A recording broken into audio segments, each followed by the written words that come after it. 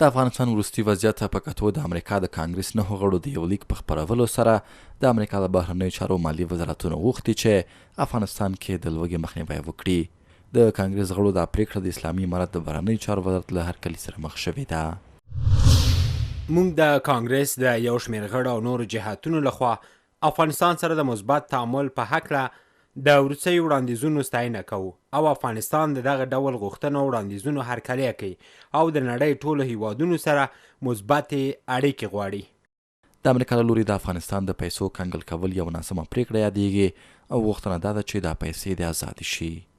دا د امریکا د کانګرس ځینو غړو پریکړه کړې ده چې افغانستان کې داسې پیسې به د ازاد سي. دا ډېر په ځای پریکړه ده ځکه دا پیسې د ملت او ملت نن سبا ډېر ضرورت لري. بشري ناورین ده، خوشحالي ده، ژمی را روان ده، اقتصاد ډېر خراب ده او خوراکي توکي چاته نه رسېږي.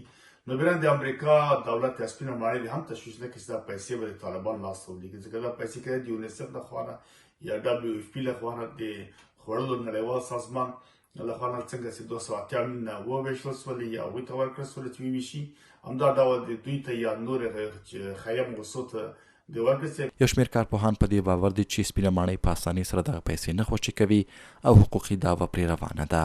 سخنگوی قصر سفید واضح گفت که یک دعوای حقوقی است سر پول افغانستان در امریکا. این به زودی متاسفانه حل نمیشه.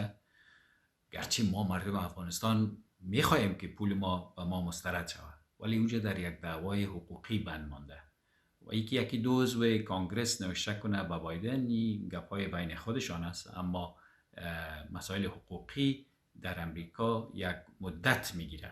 د کانګرس دغو غړو د جو بایدن حکومت ته وړاندیز کړی چې د ملګرو ملتونو د دفترونو له لارې د ښوونکو معاشونو ورکول، بشري ناورین او زده کړو ته د نجونو لاسرسي په موخه د افغانانو پانګه دې خوشي کړي.